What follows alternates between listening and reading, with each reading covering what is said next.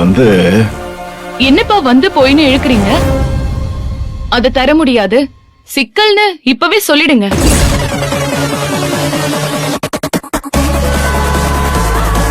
சிக்கலா? ஏதாவது ரெஜிஸ்டர் பண்றதுல சிக்கலா?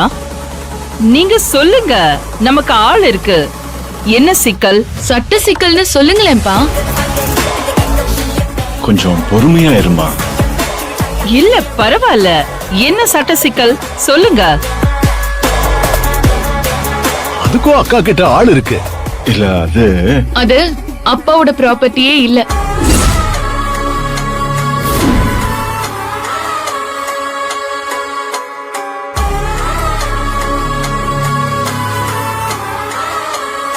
இருமா, நான் தான் சொல்லிக்கிட்டு இருக்கேன்ல.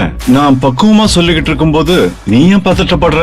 இல்லப்பா, அதுக்காக நீங்க இவ்ளோ தயங்க வேண்டிய அவசியம் இல்ல. நீங்க உண்மையை சொல்லிடுங்க. என்ன உண்மை? அது எப்படி உங்க ப்ராப்பர்ட்டி இல்லைன்னு சொல்றீங்க? நானும் 4 இடத்துல விசாரிச்சேன், அது உங்க ப்ராப்பர்ட்டி தான். ஏன் சித்தப்பா, அப்ப நீங்க ஏற்காடுல இல்லையா? இங்க இந்த வேலை தான் பாத்துட்டு இருந்தீங்களா? சத்யா, நான் தான் ஏற்காடுல இருந்து அவனை வரவழைச்சேன். அதெல்லாம் விடு, நீ சொல்லு சத்யா, இந்த இடத்தை ஏன் தர முடியாது? அது எங்க பூர்வீக சொத்து அத்தை. அதாவது தாத்தா பாட்டன் காலத்து சொத்து. பாட்டன் கிட்ட இருந்து தாத்தா கிட்ட இருந்து அப்புறமா அப்பா கிட்ட வந்துச்சு. சரி இருக்கட்டும், அதை விற்க முடியாது. பவர் இருக்குமே. பவர் இல்ல சித்தப்பா.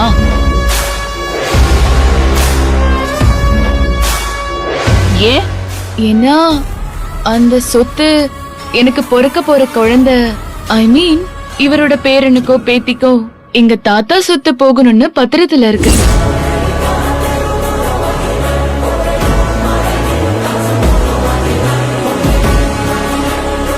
என்ன சம்பந்தி, நீங்க பேசாம நிக்கிறீங்க? ஆமா, சத்யா சொல்றது கரெக்ட் தான். இதெல்லாம் கல்யாணத்துக்கு முன்னாடி நீங்க சொல்லவே இல்லையே. சேது, நீங்க கல்யாணத்துக்கு முன்னாடி எதுவும் கேட்கவே இல்லையே. எதுக்கு கல்யாணத்துக்கு முன்னால இதெல்லாம் சொல்லணும்?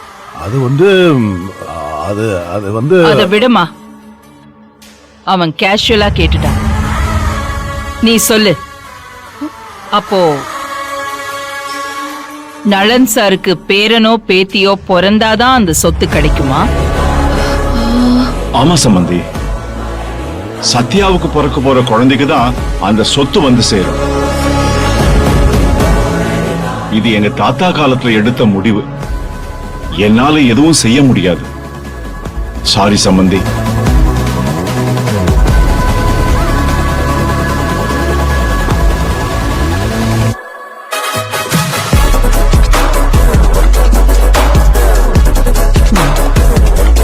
சரி சம்பந்தி, நீங்க கிளம்புங்க, நாங்க யோசிச்சு சொல்றோம். சரி, நான் வரேன் சம்பந்தி. அப்பா, நான் வாசல் வரைக்கும் வரேன். இல்லம்மா பரவாயில்ல, நம்ம அப்புறம் பேசலாம்.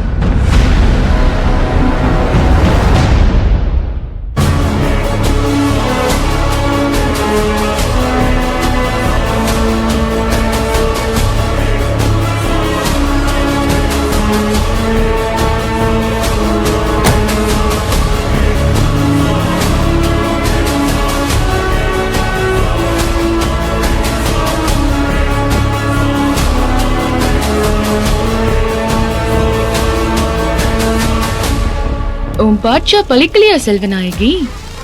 அடிப்பட்ட புலி மாதிரி அப்படியே டென்ஷனா இருக்கே. இவ்ளோ சொத்து வச்சிருந்தோம், அடங்கலையே நீ. அடுத்தவங்க சொத்தை ஆட்டைய போடதான் ஆசைப்படுற. நாங்க எப்ப எப்படி உன்னை மடக்கிறதுன்னு பாத்துக்கிட்டே தான் இருந்தோம். நீயே சிச்சுவேஷனை ரெடி பண்ணி உன் வாயை கொடுத்து கெடுத்துக்கிட்ட. அடுத்ததா உன் வாயாலேயே எங்களுக்கு ஹனிமூன் ரெடி பண்ணணும்னு சொல்ல வைக்கிறேன்.